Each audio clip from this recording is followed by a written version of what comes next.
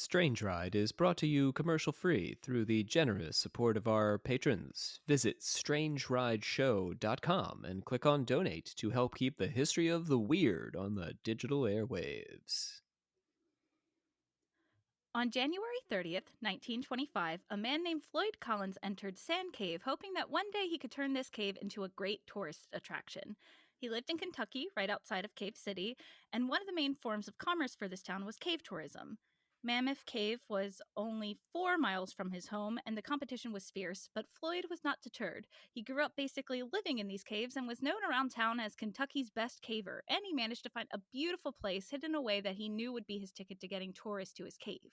Unfortunately, it was too difficult to reach. He would work every day scooping rocks and clearing the way inside of the cave to try and make it safe for tourists to visit. After working in the cave for a few hours on that fateful day, Floyd noticed his lantern was slowly dying. It was time to head back to the surface world to refuel. As he squeezes through the tight crevices that are so snug that he must lie flat on his back with his arms pressed up against his sides, he accidentally knocks over his lantern and is now in pitch blackness. Today, I will be talking about the nightmare that became Floyd Collins' life as he desperately tried to survive while his friends and family tried their hardest to free him from Sand Cave. Welcome to Strange Ride, where I tell the smartest man I know the weirdest things I know. My name is Savannah Barrett, and I will be your guide today. But you're not the only ones going on this ride. I have Luke Kinnaman here with me today. Hello. Yes, and then of course we have the smartest man I know, Rob C. Thompson of Occult Confessions fame. What a nightmare. What a nightmare. Yep. Literally, this is going to be scarier than the Five Nights at Freddy's episode, I think. Because it's real, right? Yeah, because it's real and scary. Cave rescue YouTube videos have become like a weird hobby, interest of mine. I don't know. Sounds terrifying. It is, but I think the thing is, I just find it so fascinating that these people put themselves into these situations and then the lengths people have to go in order to help rescue these people. It's I can't wrap my mind around it. Well, let's hope you can wrap our minds around it this day. Oh, okay. I at least understand why Floyd went into the cave, but okay. We can head into it, but let's do our pledge. I solemnly commit myself to keep my hands, arms, feet, and legs inside the vehicle at all times while on the strange ride. Luke's new to this show. I didn't hear you, Luke. Yeah. Oh, I don't know the Luke just showed up here because Luke is an expert on men being inside of things that they shouldn't be. That's why we had Luke come and do this show. That sounds really weird the way you said that. That was the point. This is a podcast. Saying things weirdly is sort of the thing. Let me paint a picture for you of what the Mammoth Cave region was like around this time before I better explain the predicament Floyd Collins ended up in. It was an international tourist destination that was one giant system of caves all connected together, and different people owned all the different openings to the system of caves. The soil in this part of Kentucky wasn't great for farming, so one of the only ways people made a living around this area was cave tourism. But that introduced another problem. There was an abundance of caves, but not enough tourists. This led to something called the Kentucky Cave Wars. The basic idea is that along the main road to Cave City, there were a bunch of different businessmen who would sit there and advertise their caves, and the easier your cave was to get to, the more tourists showed up. This caused other caves to start sabotaging the entrances to their competition's caves. They'd block their entrances with cars or dig holes so deep that no one could pass by. They'd have people sneak into the competition's caves at night and vandalize them so they weren't pretty enough for tourists to want to go there.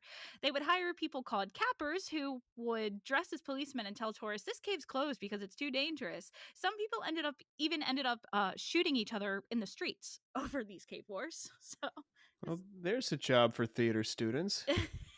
Cappers? Yeah, no, that's an acting gig. Isn't it against the law to impersonate an officer, though? I didn't say it was a legal job for theater students. I mean, I guess it all depends on the wage. That's true. And maybe like you could sort of like sneak around it if you like wear like a public safety officer badge. Like people won't know the difference, right? The badge actually says cave police or something like Yeah. Oh, cave like, guard. oh, that cave's too dangerous. Or No, no, no. just Yeah, I was not just high impersonating. visibility vest. You can get through a lot of stuff that way. You're right. Yeah, I wasn't impersonating a policeman. I was impersonating a cave security officer.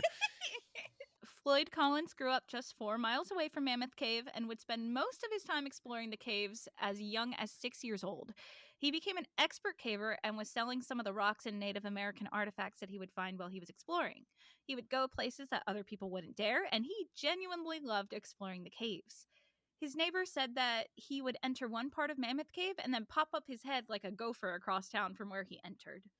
Floyd dropped out of school by age 10 and basically became a cave diver as a full time job ever since. He wanted to find his own cave to bring tourists to see, and in 1917 he would discover his own cave. It was a beautiful canyon that featured these gypsum crystals that are like I don't know, do you know what they look like? I don't know if that's like a thing that people know. I didn't know it. I think it's worth describing. Okay. They they look like prickly, but they're like little like almost like fried onions, but with instead of it being breading, it's crystals. And they're very pretty, but they're apparently very sharp. But they kind of looked like flowers apparently in this cave that Floyd found, and in the light they shined so beautifully that Floyd knew instantly that he had a tourist attraction on his hands. However, there was a problem. His crystal cave was out of the way and in a relatively remote area compared to the rest of Cave City. In order to get to his cave, tourists would have to pass all of his competitors' caves first, and they were much easier to get to. This didn't stop him from advertising it and trying his hardest to get people to show up, but this, of course, led to Floyd getting dragged into the Kentucky Cave Wars. His competitors knew that Crystal Cave was special, and they marched up to Collins' family home one day and demanded that Floyd hand over the deed to his cave. When he refused, the men just started beating him right there in his front lawn. And they might have continued, or they might have killed him, but then his brother Homer came out and scared the men off with a shotgun by shooting it in the air. So, cave exploring meant so much to Floyd that this did not deter him. He actually ended up seeking a cave entrance closer to town than all of his competitors' caves, and this entrance was Sand Cave. Was anybody here dressed like a policeman? I do not know about that, actually. Maybe Homer with the shotgun. Oh yeah. Be wise, just in case. No questions I mean, asked. they literally started beating the man in his front lawn. I feel like that's, stand your ground law or whatever, right? Like, Oh yeah, yeah. like And it sounds like it was fairly impromptu. So that is just crazy to be like, give me your cave. No, but let's beat the shit out of him. Like, it's so weird. Floyd would spend up to 12 hours a day exploring Sand Cave and removing rocks in order to widen the cave enough for tourists to come and visit. Now, this was not an easy cave to maneuver in. He would have to spend most of his time traversing the cave on his hands and knees, crawling through pools of snowmelt and sharp gypsum crystals that line the walls, which would cut and get caught on his clothes.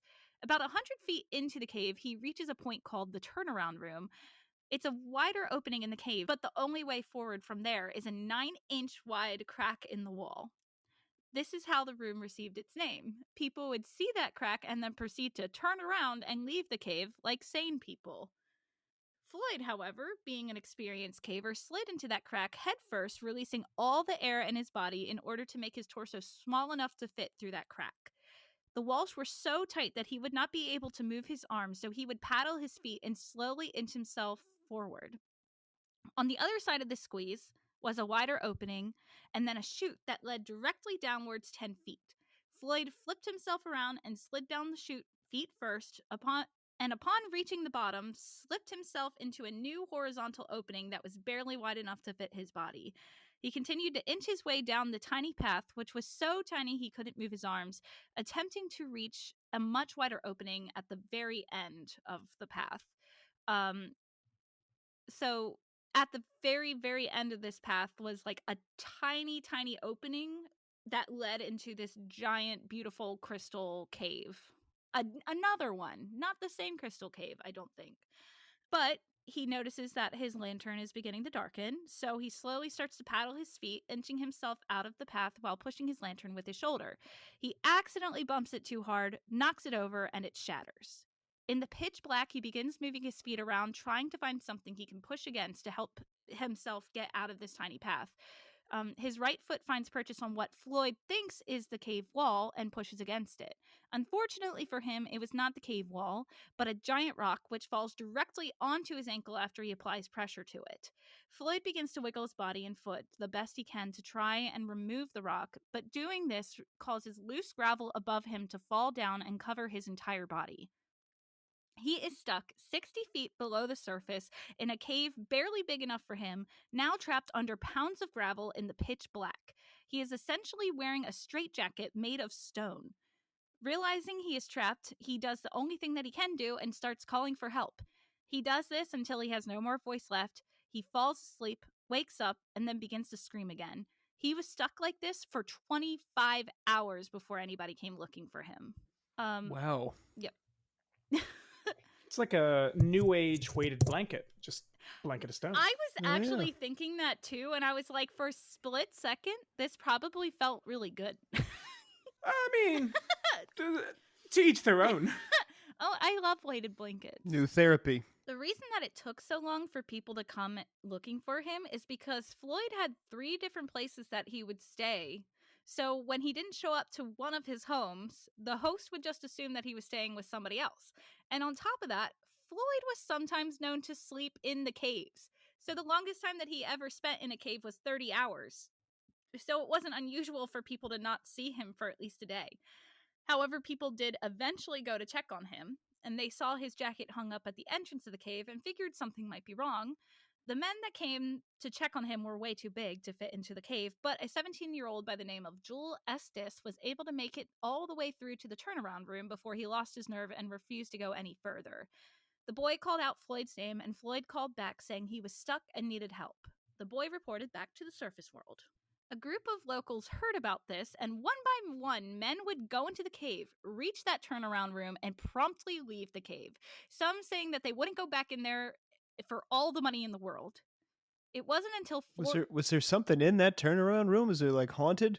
the only way forward. You said it's only about 9 inches big, right? Yes. So it's wicked tiny. Yes, the only way forward from that But- room is to fit into a 9-inch like hole, like crack in the wall. But it must be spooky too. Oh, I'm sure. Oh, I mean, yeah. it's like pitch Yeah. black other than your lantern. And then, I mean, if somebody told me I had to fit in a 9-inch crack, I'd be like, well, I guess I'll just die.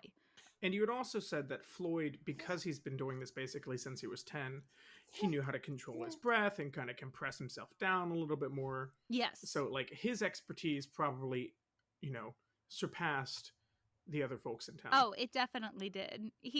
I think the article I read said he was a victim of his own talent because, like, nobody could get to him because he was so good at caving. It wasn't until 4 p.m. on January 31st that Floyd's brother Homer would brave the cave and actually manage to reach his brother. As soon as Homer slid down the 10-foot chute, he knew that getting Floyd out would be incredibly challenging. So, picture a capital L. That is basically what Floyd was stuck in. So the vertical part of the L is the 10-foot chute, and the horizontal part of the L lying flat is where Floyd is stuck, lying flat on his back, covered in rocks and gravel. So the 10-foot chute is only wide enough to fit one person. And if you slide down feet first, your own body gets in the way of reaching Floyd and the rubble that surrounds him. Like, you can't bend down because you're held in too tight by the cave. So the only way to help and get the gravel off of him is to slide down head first. But now you're digging up rubble like upside down. And it's a lot of rubble. Before he begins scooping away the rocks, he gets food and water for Floyd and a rag to put over his face to protect him from the water that keeps dripping on his face. So not only was he stuck in this like horrible position, but water was like perfectly dropping on the center of his forehead over and over again, like for this 25 hours that he was stuck down there. So it was a painful process getting the gravel off of his brother Floyd. The skin started to peel off of Homer's fingers, and every time he removes gravel, some more would start falling from the ceiling and take its place. Homer left the cave to rest, and on the surface, there was now a crowd of people who had come to gawk at the situation and offer up unwanted ideas that would most likely end up getting Floyd killed, anyways. As Homer rested, he asked people to take blankets and food to Floyd, and many men went into the cave to do so, but lost their nerve before reaching him. And in shame, they hid the food and the blankets, and upon their return to the surface would tell Homer, "Oh yes, he loved the food and he's all wrapped up, don't you worry." In reality, while Homer rested, Floyd was completely alone in the cave for the most of the day on Sunday, February 1st. The next morning, as Homer is sitting in his tent recovering, he is approached by a very young looking man who says that he is a news reporter. This man is named William Skeets Miller. He begins trying to ask Homer questions, but Homer refuses to answer. He says, "If you want information, there's a hole right over there. You can go down and find out for yourself." Miller then did just that. He was small enough and brave enough to actually make it down to Floyd. Miller tried asking some interview questions, but Floyd was delirious and mostly unresponsive. Because of people outside of the cave lighting fires and causing the snow melt was going into the cave, and the water from the melt was dripping right onto Floyd's head and pooling underneath his body. He was freezing to death, as well as all the other health complications that come with not being able to move your body for 70-something hours. Miller rushed back to the surface to report the situation, and Homer, seeing the young reporter covered in mud and cuts, knew that he was able to reach Floyd, and suddenly he was filled with a renewed hope. Homer wasn't the only one who could reach Floyd anymore. Got this intrepid reporter digging down Yeah, into the this cave. man, yeah, You got old Skeet down in the cave. Old Skeet, skeeting his way down. Skeet's honestly the true hero of this story. So later that same morning, a new man entered the scene. His name was Robert Burden, an arrogant firefighter who claimed he was going to be the one to get Floyd out of the cave. Despite others saying the same thing, Burden was actually able to make it down to Floyd as well. He determined that he could get Floyd out if they attached a rope to him and had a bunch of men pull really hard. Floyd, in his weakened state, agreed to this plan, even though it might tear off his foot. Burden returned to the surface and told his plan to Homer, Miller, and now the crowd of 200 gawkers who were just standing around and drinking and throwing out their 2 cents on every idea. The gawkers fought back against this idea, saying he'll lose his foot and bleed out, or the gypsum crystals will tear him apart as they pulled against him. But they couldn't offer an alternative solution, so at hour 79 of Floyd being trapped in the cave, Homer, Miller, and Burden with a special harness go back into the cave with a 100-foot rope. Homer goes down to Floyd, puts the harness on him, he feeds him, gives him coffee and a shot of whiskey for the nerves. He then gives Floyd a sedative in case they rip off his foot, and Homer gives the okay. And then the 3 men under Burden's count begin to pull as hard as they can. So Floyd was instantly in unbelievable pain. So his body was being stretched, and it was also being raised and pulled upwards. So as well as the cave and the gravel not releasing his body, his chest is now also being compressed against the ceiling. He cried out in so much pain, and after a few moments, Homer realized that this was going to kill him. So Homer called out to the other men to stop, but they didn't hear him. So in a panic, Homer starts pulling in the other direction and actually manages to pull the rope free from the other 2 men. Afterwards, He's a mighty guy. I know. That's some strength there. It was Wow. it was more than I think it was more than 2 men too. I think they had other volunteers in the cave. But yeah, Homer pulled it free and saved his brother. Brotherly love there. He's who you want on your tug-of-war team. The best brother ever. That or my spelunking gone wrong team. Your spelunking, yes. You gotta have Homer. If you're gonna spelunk wrong, you need at least one Homer. I'm gonna spelunk. I need my Skeet and I need my Homer. And wait one till of each. But you don't need Burden, because he'll try and rope pull you. Yeah, don't get that guy involved. So afterwards, they all lay in the cave completely exhausted. And after gathering enough strength to leave the cave, the three men barely make it back outside, some of them fainting as soon as they make it to the cave entrance. This is when Homer sees another reason for hope. A childhood friend of theirs named Johnny Gerald, another expert caver, and who would also help with cave rescues all the time. So here's another hero in the story. You'll want a Gerald on your team, trust me, when you do spelunking wrong. He went down into the cave, easily made it to Floyd, who was overjoyed when he saw his friend. Floyd apparently said, "Yes, he will get me out." For the next 6 hours, Gerald would be down in that cave removing rubble, and before he gave out from exhaustion, he managed to move so much rubble that Floyd could flex his hands and some of his arm. And he could breathe much easier without the gravel lying on his chest. He still had the rock and some gravel on his legs, but this was a lot of progress. Gerald managed to move over 1,000 pounds of rubble in those 6 hours. So definitely want a Gerald on your team. Oh, yeah. We're up to 3 now. Gerald told some of the gawkers at the front of the cave not to let anyone into the cave besides himself, Homer, and Miller, because they were only going to mess things up with being inexperienced with cave diving. Not long after that, Burden returned and said he wanted to attempt another rope pull with another harness that he acquired, but the crowd fought back against him and refused to let him enter the cave. Burden argued with the crowd. Homer and Gerald were out of commission out of exhaustion, and Miller was back at work filing stories for his newspaper. So Floyd spent the rest of that morning alone in the dark, cold cave. What, you mean Skeet was filing stories? Yep, Skeet. Okay, Skeet Miller. so Miller. Oh, Skeet Miller. Okay. Floyd has been in the cave for 103 hours now. Thanks to Skeet's reporting, the word of Floyd's story was starting to spread all throughout America. Miller didn't care about that, though. He quickly finished his work and rushed back to Sand Cave. He made it back down to Floyd with the help of new electric light bulbs that were put in that lit the way all the way to Floyd himself. Miller Thanks, Thomas Edison. Yes, he was there himself doing it for Floyd. He did the install. He just wasn't quite thin enough to fit down there. No, Tesla came and they started fighting. It was a whole thing. So Miller tied the last light bulb around Floyd's neck to help keep him warm and spent a few hours clearing most of the rest of the gravel from Floyd's body. Once he was exhausted, he took a break, but instead of climbing out of the cave, he had food passed down to him and ate with Floyd.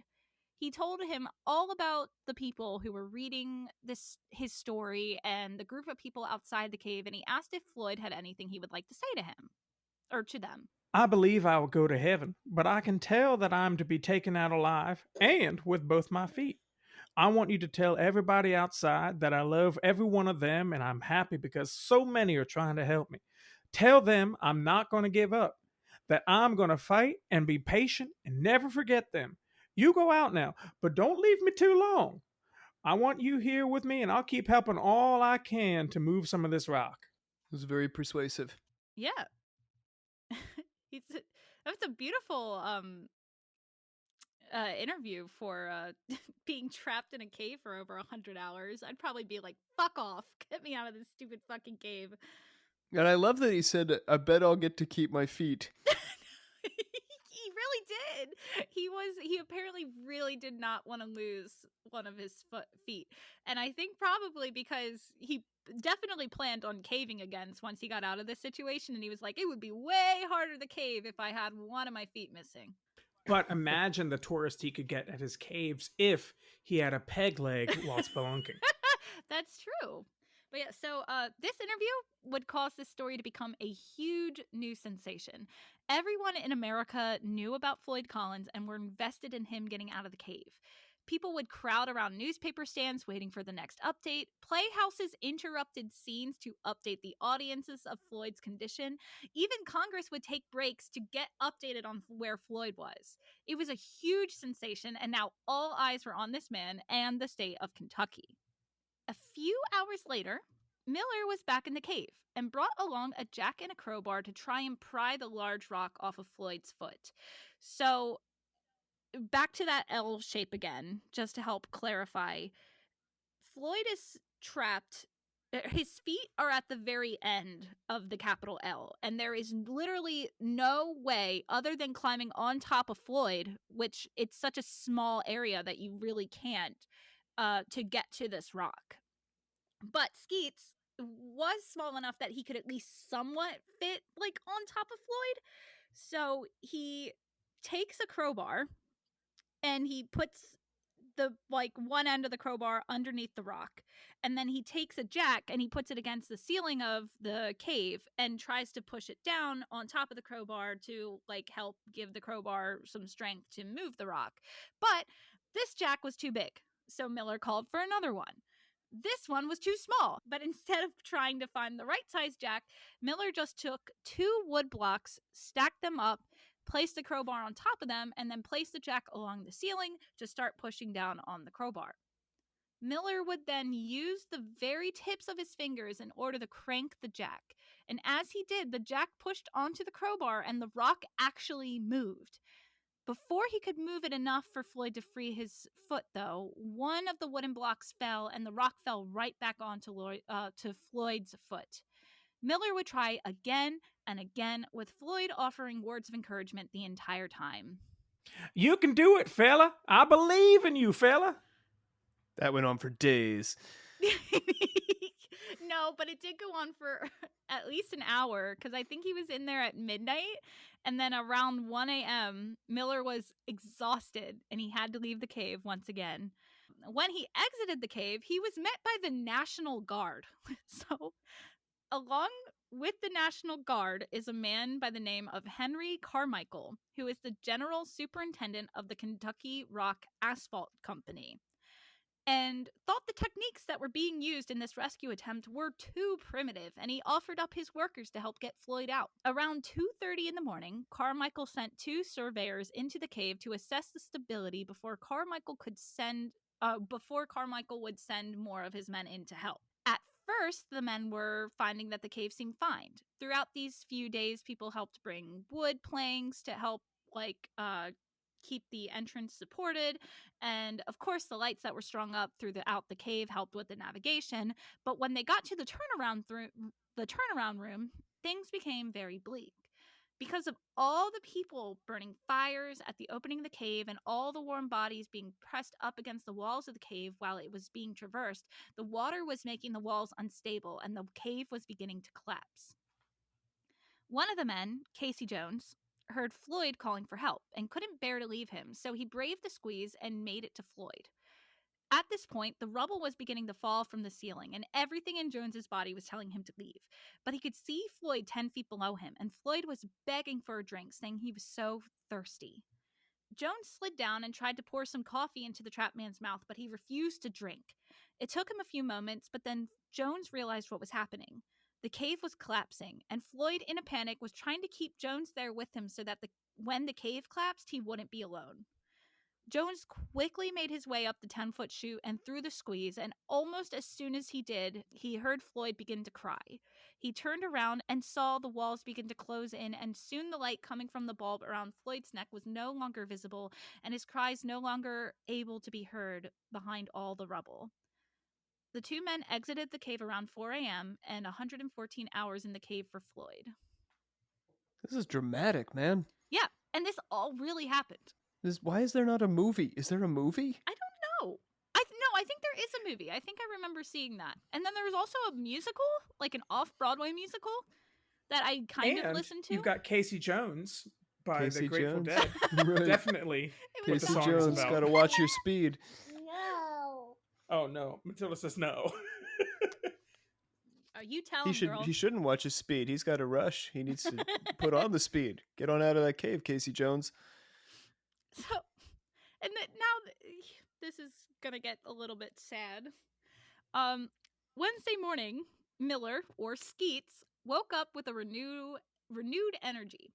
He had gotten better tools to help him get Floyd's foot free, and he was certain today was going to be the day. But all of that hope would completely disappear as he made it to the turnaround room and saw nothing but a giant pile of stone and rubble in front of him. He tried to move some, but it was swiftly replaced by more falling debris. He could tell that the cave was not safe to be in, and after narrowly being missed by a falling rock from the ceiling, he accepted defeat and left the cave. Gerald, who was finally able to go back into the cave himself, began throwing accusations at all the gawkers who came to hang out outside of the cave, and huge fights began over whose fault it was that the cave collapsed and from where to go. Most of Wednesday was wasted fighting. Later that night, under Carmichael's command, Gerald led himself and a crew of men into the cave, and they started removing the rubble from the turnaround room, as well as bringing in wood supports to try and prevent another collapse. After 8 hours, Gerald had actually managed to make enough of an opening to see the light from Floyd's light bulb and to be able to talk to him again. He told Floyd that he would be right back with some equipment and that he was going to come get him out of there. Gerald re-enters the cave at 10:30 p.m. February 4th, 132 hours with Floyd trapped in the cave. That's like 6 days. 5 to Yeah. 6 days, right? Mhm. Yeah. Yep. I mean, I couldn't even imagine being stuck like that for 2 hours. Yeah, I get stuck in traffic and I start to panic. Yeah, right? And this guy couldn't move. Like, he couldn't move any of his body. Yes. 132 hours with Floyd trapped in the cave. He carries his new equipment and food for his friend with a renewed spirit. This is it. He is going to get Floyd out of this cave. And when he reaches the turnaround room, he would drop everything and fall to his knees. There was another cave in, and all of the progress that he had made was gone. He started to panic and called his friend's name, and he could just barely hear his friend cry back. So he started to quickly grab the pile of rocks and fling rocks behind him. He knew that Floyd couldn't survive much longer, and as he's digging and throwing these rocks around, rocks fell from the ceiling, but Gerald persisted, adrenaline forcing his hands to grab the stones and move them until a rather large rock landed square on Gerald's back. He took this as a sign that he needed to leave before the cave became his tomb as well, and he exited Sand Cave for the very last time without his friend. The state would seize control of Collins's rescue and ban everyone from entering the cave. Lieutenant General Denhart was put in charge by the governor of Kentucky and was told, "The purse strings of Kentucky are open. Ask what you want." Was So this because this was a public relations thing? Like, why would the state want to like throw all their resources here? I think it's because it was the third biggest non-political news story like in the United States like ever. I think was it and every single person in America was like dying to know what happened to him, and because of Miller's and or Skeet's interviews with him, they really humanized Floyd. So instead of it just being like a name of some guy, it was like, oh, my, like this guy that I've heard his thoughts and his wishes is trapped in that cave and I want to see him get out. And I think that was why Kentucky was like, I need to do this, because all eyes were like on this state and him, and they were like, it would look really good for the state of Kentucky, I guess. If we could To get him out. Well, and it's also like this caving is a big business. So if it ends happily, that's probably generally better for tourism than a man dying in Yeah. one of the caves. Oh, and this was also right around the time where like radio was starting to be present. So this was one of the first ever big news radio stories. So it wasn't like people had to wait like a day for the paper. Like people could get updated right away. So I think that was another reason why Kentucky was like, we need to hurry this up and help him out. The beginning of the 24-hour news cycle. Yeah, basically. If only he was stuck in there for 24 hours. Denhart put Carmichael in charge of digging a shaft to get down to Floyd, since going through the cave was no longer an option. Carmichael enlisted employees from his Kentucky Rock Asphalt Company and got to work. They brought in heavy machinery they would use to dig the 55-foot shaft to reach Floyd. But after spending precious time building this giant mechanical digger thing inside of the cave, they realized that all of that hard work was for nothing. It was gas powered, and caves suck in oxygen. So if they started to run that machine, the cave would have sucked in all of that gas and suffocate Floyd. So after wasting hours building this thing, they then had to waste hours to dismantle it, and then decided that they were going to dig by hand to get down the Floyd. So Way to go. government. Yeah, and this made people very angry, like, because even though they moved the townspeople weren't allowed to stand near the entrance, and they put up like a fence around the area so nobody could get in. The townspeople were still like around the fence, like putting in their 2 cents, and they're like, "That's never gonna work." and they were right about that, at least. But and Gerald and Homer got in a fight with some of the National Guard, and they actually kicked them off the premises, and they weren't allowed to like stand around and watch this rescue mission. I can start to see the musical, like the chorus hanging out around the cave, and I could stage this. Yeah, I need to re-listen to it. I only listened to 1 or 2 songs, and they sounded nice, but I couldn't understand what the people were saying, so I was like, I need to listen to this with the lyrics, and I was like, I don't have time for this, but it sounded pretty. Homer's body, or not Homer, what's his face? Floyd's body is Floyd. like halfway in the stage, and They put him down in the pit where you'd have the orchestra. Yes, you could just see his head pops up every once in a while to sing a song, then he goes back down. Carmichael deduced that his 75 volunteers could dig up to 2 feet of soil per hour, working around the clock. And so he thought that they could reach Floyd with a 55-foot deep shaft within 30 hours. They decided Floyd could potentially live that much longer, and so with Floyd now being in the cave for 146 hours, they began digging. At first, progress was fast and they were on schedule, but once they moved through the softer dirt and they reached the stone and had to start using pickaxes, this is where the progress began to falter. The shaft was becoming smaller, so only 2 people could fit in the hole at once. Then on top of that, it was unusually warm, so the ice melting and becoming water was making the shaft unstable as well, so they had to worry about getting caved in by the own shaft that they were digging. So the 30 hours Carmichael said it would take to dig the 55-foot pit to Floyd came and went, and the shaft was only 17 feet deep. Floyd has now been in the cave for 215 hours, and he's more famous than ever. The National Guard set up a barbed wire fence to keep people away from the cave entrance, but that didn't stop tourists from coming to Cave City. The city that normally has a population of 690 had around 10,000 people plow through the city and to hopefully see Floyd come out of the cave alive. Banks ran out of money, the hotels were fully booked, restaurants ran out of food, and locals began charging insane amounts of money to sleep in their bathtubs. Yeah, it's not cheap to sleep in my bathtub. It's an expensive option on my Airbnb. I don't even bother emptying mine. It's going to be full of water, but you can sleep in it. Right. You got to pay extra for that. If pay the right amount, I'll join you. Oh, right. no. Ooh. Well, that's but not only on for my... the sake of bathing. Right. Okay. Yeah. Yes. Yeah, I'll be nice. I'll wash your hair for you, scrub your back, and then we get out. It's a PG-13 Well, I get affair. out, and then they go to bed. So on top of that, like all the people in the town itself, people were actually going to like the field, like Collins's family's like farm field. The cars to get to the field were like miles, or the line of cars was like miles long.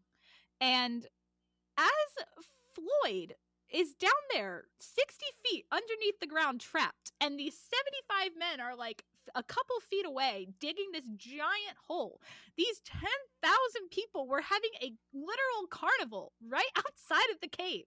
There were food booths selling like hot dogs and hamburgers. Moonshiners were selling their booze. There were jugglers. There were choirs singing hymns. There were scammers taking advantage of all the chaos, and families bringing blankets and picnicking. Apparently, there was even somebody selling like balloons that said Sand Cave on them. Like, these people were legit having a party while this poor man is down there suffering. That's nuts. It is crazy. I gotta say, I don't think I would bring my family to picnic in the same area where moonshiners are selling booze and choirs are singing hymns. That's too much. It's not a good picnic location. But there's a juggler. Yeah. All right. That's sort of like Yeah, like go to Disney World, but like on the way in, you have to get by all the like guys trying to, I don't know, sell you dildos. That's I'll pass. Disneyland. Yeah. The Oh, Disneyland. second-rate Yeah, no Las thanks. Vegas. Let's just go to Universal, guys. This is not worth it. Despite all of this craziness, the volunteers kept digging, and they had hope that he was still alive. And where did this hope come from? Well, a radio amplifier had been jerry-rigged to the wire that was connected to Floyd's light bulb. So basically, they believed that the amplifier, they believed that the amplifier could detect vibrations whenever Collins would move. And so when they used the amplifier, they found that it crackled 20 times every minute. And that's like the rate of normal breathing. So they were like, oh my God, he's still breathing. So they used that and they were like, we need to get down there fast. But progress was still very slow going. But they were like, he's alive, he's alive. So, as if it couldn't get any worse for Floyd, it does. That Monday, some rumors started to spread that Floyd being trapped in the cave was a hoax, or that his family actually wanted him to die, and that's why he hadn't been rescued yet. Yep.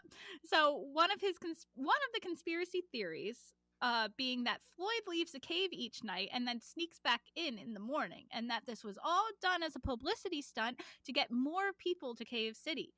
Two people even mission went accomplished. Yeah, I mean, they did. They got 10,000 people to show up. But two people even went as far as to send a telegraph as if they were Floyd himself to tell his mother that he was no longer trapped in the cave and that the whole thing was a hoax. Never minding that his mother has been like dead for a long, long time. So even if this was a hoax, Floyd would have never have done that. But anyway, like, it's not a hoax. This man is trapped down there. And because of these rumors and the news cycle, the 24-hour news cycle, wanting news about Floyd, but there being none, took these rumors and ran with it. And soon enough, now the government was like, or like the state of Kentucky was like, holy shit, did these people like lie to us? So they brought in Homer Miller, so his brother, Skeets Miller, and Gerald, his friend, and Floyd's father, Lee, and Burden, the stupid firefighter guy who tried to do the rope pull, and they interrogated them. I mean, I was just going to say Skeet, never a liar. I know. Skeet tells the truth. Burden, though, I don't know if we can trust him. No. But Skeet. Yep. We stand for Skeet. We do. We stand Skeet. So it's like literally at hour 360 of Floyd being trapped in this cave. They were 15 days. Yep. They were proven innocent because obviously, but like meanwhile their friend and brother and son is down there dying, and they have to go and prove that they weren't lying about trying to rescue him. Like, that's, oh man, that is so fucked up to me. Like, so by this time, the shaft had finally managed to reach 55 feet deep. They started tunneling to the side to break into where Floyd was trapped. At this point, the light bulb that was their lifeline to Floyd had gone out a few days prior. I think it was like 4 days before this. But they were so close that they had to keep going. They genuinely thought he could still be alive. So at 411 hours, 17 days trapped in the cave, the volunteers managed to breach Sand Cave. They shine a flashlight around the pitch black hole, and there something shiny reflects back at them. It was Floyd's gold tooth. His mouth hung limp, and the volunteer knew instantly that Floyd was dead. So not a happy ending. Oh. So the volunteer was lifted out of the hole, and everyone broke down. Denhart decided to have the shaft filled in because it was unstable and could collapse while they were trying to retrieve Floyd's corpse. So the hole was filled in, and everyone left the scene defeated. Kentucky closed their coin purse, or their purse strings, and refused to pay any of the volunteers for all the hours of work that they did to try and save this man. The coroner would later claim that Collins had been dead for approximately 3 days. So, if accurate, Collins died shortly after his light bulb went out, which was his last link to the world above. It's a coincidence. Sounds like shoddy engineering on Edison's part. Yeah, I think blame it was Edison for this. Mm-hmm. They were I think thinking. you must. Well, they were thinking that the warmth of the light bulb might have been like the thing really helping keeping him alive, and then like he probably lost all hope entirely because I'm sure he couldn't tell that they were like digging down to him and stuff. Like, yeah, I mean that poor man suffered enough, but that means that he genuinely was down there for like 400 something hours before he finally died. Like, oh my god, that's a literal nightmare. But the story is not over yet, and it only gets fucking weirder. So like Floyd is still not done getting shit all over on by the universe. So the owner of Sand Cave, who called himself a friend to Floyd, put up a sign that said 200 yards away, the body of Floyd Collins imprisoned in Sand Cave. And he would charge people 50 cents to come inside the entrance and gawk at the hole that like the government dug that was filled in. I mean, they didn't have Netflix or anything. Yeah, they should have put a sign on it and said, "Here lied Floyd." Parentheses, no longer here. Right. Well, that's not as much fun. You want to imagine. Maybe put the "he's no longer here" on the back of the sign. Yeah, on your way out the door. Yeah. They see it and like, oh, I paid 50 cents for this. Yep. Well, not Homer. Sorry, Floyd's body was still down in the hole. Oh, okay. Sorry. Yeah. So the government filled in the hole. They thought it was too dangerous to get the body out. Gotcha. So, but they like investigated it or something. The coroner had opinions. Yes. The coroner had opinions. I will say Floyd does make it out of the hole, but I'll get to that in a second. So maybe that's when the coroner did his job. I don't know how long you can tell a body's been dead for how long before it's like all just gunk and rot. But anyway, so now the owner of Sand Cave is having people come into the cave to gawk at the hole where Floyd is buried 55 feet down, 60 feet down below them.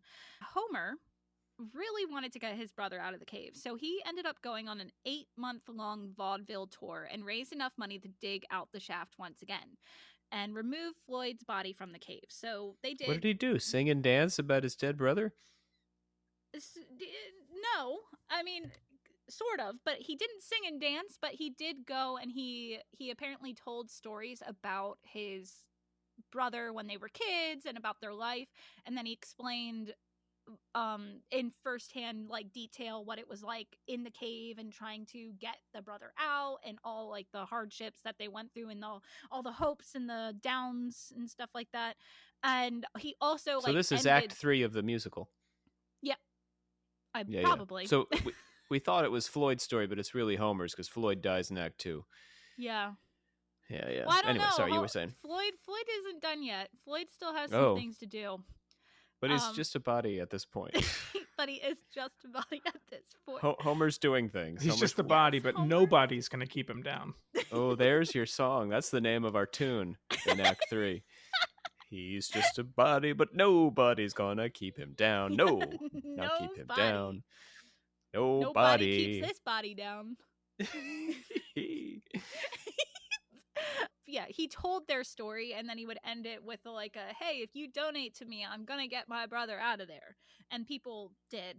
And yeah, so they got him out of that pit. It took them a couple of days, but they like dug through it again, and they went in this time on the opposite side. So they went in from the side where his feet were, so they were actually able to get the rock off of his foot. And Floyd got to leave the cave with both of his feet. So he was right about one thing. They buried him right outside of the family home with a stalactite as the headstone. Miller, or Skeets, would end up getting an offer for $50,000 in 1925 or 1927 at this point from the Chautauqua Lecture Circuit. Yeah, this was a big deal back in the day when people used to go and listen to lectures for like fun. Yeah, But he turned it down. He didn't want it. He just stayed right there in Louisville, Kentucky. He did, however, win a Pulitzer Prize for his work on the Collins case. So Skeets, overall, great guy. Skeets came out okay. Yeah. I think he was genuinely so upset about Floyd dying that he was like, nope, I'm good. I'll stay in my tiny little corner of the world. 2 years later, the family was struggling to get by, and a dentist by the name of Dr. Harry B. Thomas made Lee Collins an offer of $10,000 to buy his family home from him. Lee signed the deal, not realizing that there was a clause that said everything on the property then belonged to him.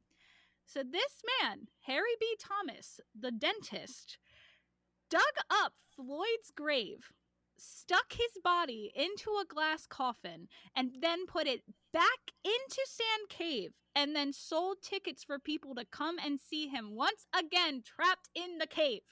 Is that legal? Isn't that desecrating a corpse? Because he apparently in the contract that Lee signed put in a clause that said it was okay for him to do that. So we can just give our dead relatives to people? Dentists. To dentists. Exclusive. Only medical professionals. Yeah, exactly. As far as I know, you can get a permit to bury your loved ones in your own yard. So if that is the case and they had documentation permitting that they can put his corpse in their yard, I guess you can exhume it if you're a crazy dentist. If you're a crazy dentist. I feel like this is on the very edge of the law. Yeah, but it was also it was 1927 and so anything goes. Yeah, it feels like the Wild West to me. Were there any laws at all? Yeah, I look forward to writing the song for this dentist. You don't have to. You just pull. You'll be pull the song "Dentist" from Little Shop of Horrors. That's literally what I was thinking. This fucking crazy dentist is like, yes, I will bury this man in the and cave you'll be a money. Success. As if he didn't have enough money as a dentist. Don't dentists make enough money? He made enough to drop $10,000. That's true. To then desecrate a corpse. It's a high price tag for desecration. Yep. It's an investment plan. It really was, though. And it fucking worked. So, yeah, he would charge people money to come and see Floyd's corpse, and people went constantly. People loved it. It was like a huge tourist attraction. I'm sure he made back way more than $10,000. I don't know that, but apparently it was a really popular thing. And the family, of course, was horrified. But when they tried to take the dentist to court, the court sided with the dentist. Dentists can't beat them in court. All their friends are lawyers. So, and then it just gets even fucking weirder from here. So, 2 years later, 1929, Floyd has Great Depression.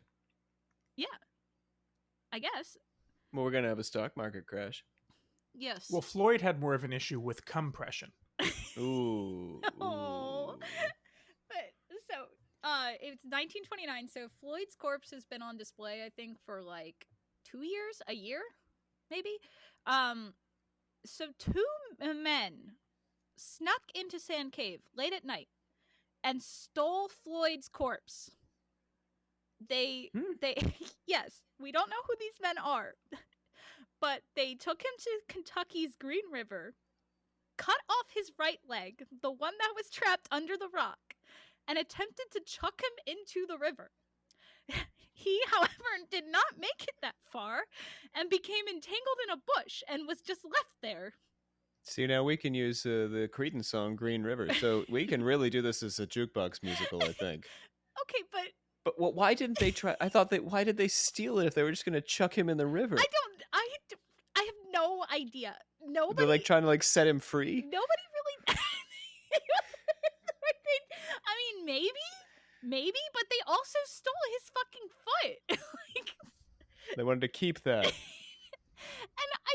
nobody really knows, and nobody knows how he ended up in the bush. Because they're assuming that these men tried to throw him into the river, failed, and left him in a bush. But I even failed to throw him in the river. You just have to go right next to the river. I don't know. Well, maybe they dragged him out of the coffin there. God, this guy's been dead for a hot minute, but he's still heavy. Let's cut off some of his limbs. Well, this is a lot of work. It's getting late. I've got to go to work in the morning. Let's toss him in the river. He's still heavy. Let's put him in a bush. That's where you get the popular expression, a foot in the hand is worth a Floyd in the bush. Oh, poor Floyd. It's okay. He probably won't listen to this. No, you're right. And it also, what's worse too is like Floyd was so adamant about leaving the cave with both of his legs, and then one of his legs fucking got taken, and nobody ever found out where the leg went or who these two people are. So his leg is just it's still out there. his leg is still out there somewhere, probably in maybe the dentist kept it. Well, Savannah, I've got news for you. Take a look under your chair. Oh my god! How did you know? I'm surprised you didn't notice the smell sooner. It's gotta be bones at this point. At this point. Yeah, were they doing any sort of preservation techniques while he was in the glass coffin? Was like the glass coffin full of formaldehyde or something? I'm pretty sure that they embalmed him. Okay. It's all right. But yeah, so the next morning, the dentist shows up and is like, the body is not here. Where did it go? So he calls the police and they send out bloodhounds to find the body, and they did, with the leg missing. And so, yep, they then put Floyd back in the cave in a new coffin that was not made out of glass, and then chained it up well and tight so that no one could steal him away again. And there Floyd stayed. As he decomposed, the rot from his body would transfer to the coffin, and so every now and then it would have to be replaced, and they ended up replacing the coffin 4 times. So, well, he could afford it. Yes, but eventually the public stopped going, or I don't know, maybe people were like, "Oh, this is kind of messed up." but Floyd Collins stayed in that fucking cave for 32 years. And then in 1961, the U.S. government finally purchased Sand Cave, Collins was still inside of it, and they completely closed access to the public. And after that, I forgot, 32 years later was when the U.S. government bought it and turned it into a national park. Like, it's Mammoth Cave National Park or whatever. But it wasn't until 1989 that the body was reinterred at the request of the Collins family, and then they buried him at the Mammoth Cave Baptist Church Cemetery.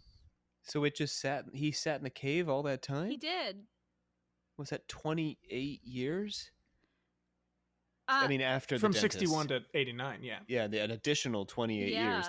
The government didn't think that to have the body in the glass coffin should probably be, no longer in a glass coffin at this point, but at one that is perpetually rotting. Right, yeah. So he died in the cave 1925. 2 years later, I think, they got him out and buried him in the front lawn. And then the dentist in 1929 dug him up, put him in the cave. So from 1929 to 1989, except for his one-night stint out in the wild. In the Green River. He was in that cave. But, and honestly, too, like, when I was watching that YouTube video that I was talking about, I was literally like, I'm going to drive to Kentucky right now and break that man out of this cave. But yeah, that is the ending to Floyd's story. And just genuinely such a weird, strange ride. Like, I could not believe what I was watching. It's really upsetting to think that it wasn't until 1989 that his family really got closure. They had like a taste of it. And then a dentist came and was like, nah, I got this. Don't worry. Yeah. Like, I think the fact that, oh, I'm sorry. No, I was just meaning to say, like, I think that's part of the reason why the story is just so absurd, is because, like, not only did he suffer so much when he was alive, but then, like, they wouldn't even let this man rest after he was dead. And Rob, you're 10 years my senior. So, like, the last time he was moved, you were like 5 or so. Give or take, yeah. Just wild. So but we can't forget, I think, in this, that none of this is possible, particularly like the after death story, without the tourist coming to this area specifically for the purpose, or at least in part, of seeing the corpse Yes. and wanting to see that. Like, the dentist is able to profit off of this. It reminds me, I did my master's work in Gettysburg on tourism there, and the original tourists to Gettysburg came in the days right after the battle. This was like the bloodiest conflict in the whole Civil War. The streets were lined with corpses, and there were some like photographers would go around posing the dead bodies. Whoa. There was one woman who stole a hand from a soldier. I don't know if how she detached it, or if it was detached. Maybe the soldier had been hit by an artillery shell or something. But people did some really creepy stuff, and we are generally, human beings can be pretty damn creepy. We can be pretty macabre, pretty spooky. Like, we get up to some creepy stuff on the internet still today. Like, some like true crime, I don't want to harsh your whatever yuck your yum, but some of that can be kind of creepy. Some of the way podcasters talk about true crime, some of the way true crime fans get engaged in the cases of real people who've suffered and died. Yeah. It has that similar vibe to it. You feel like you're gawking at someone else's like horrific, terrible pain. Yeah. I mean, and maybe that's why the story is still fascinating to us to this day. But I'd like to think that I wouldn't have gone to see this man's dead body. Me too. I But don't. it's I mean, hard to say because it's like it's not like today where we have all this information and stuff like that. Like, I don't know. did you watch the what was it, the serial killer? Do you watch serial killer media? Do you watch serial killer reenactments and that sort of thing? Not sometimes. I more so like documentaries. I don't like it when it's actors because it feels weird to me. Like, I feel like I'd rather just have like the facts than seeing it turned into this like weird story. Like, I remember I tried to watch the one where it was, I think it was Zac Efron as Ted Bundy, and then Right. they were like, they went to go adopt a dog, and then all the dogs were like growling at him and barking at him, and I was like, this is fucking stupid. So, I don't know. I don't think you're the kind of person that would have engaged in this kind of dark tourism.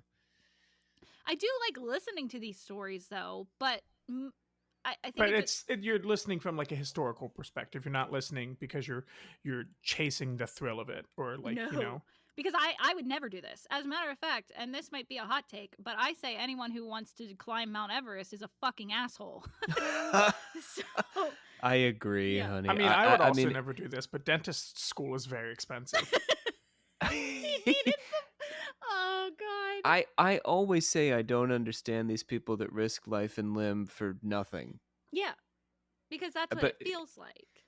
we're artists, like we also will get up on stage, which is a thing that people don't, are terrified of doing. So, we might look at Mount Everest or whatever, it's a mountain climbing, and say, it's silly, but they probably would say the same thing about us.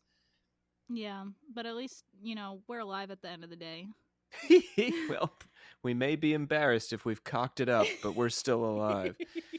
No, I agree.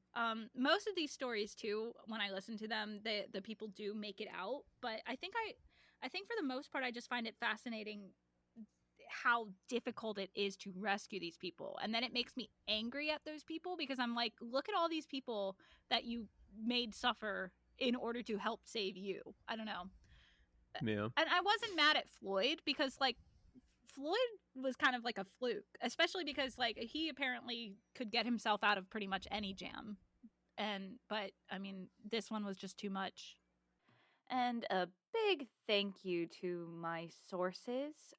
The 1925 cave rescue that captivated the nation by Lucas Riley on thementalfloss.com. And then, of course, we have the tragedy at Sand Cave from the nationalparkservice.gov. The national parks one was really useful in helping keeping track of when things happened because at the very end they have like an actual timeline that tells you day by day what happened and what they did to rescue Floyd. So that was super useful. And then the way that let's see, Lucas Riley tells the story on the Mental Floss article is just like amazing. It's like reading a movie. It's a fantastic read. So I highly recommend it. There's a lot of things that I didn't mention that are in that article. So definitely check it out. It's such a fascinating story, even more so than the things that I shared. Thank you for riding along with us. Please watch your step as you exit, and remember to take all personal belongings with you.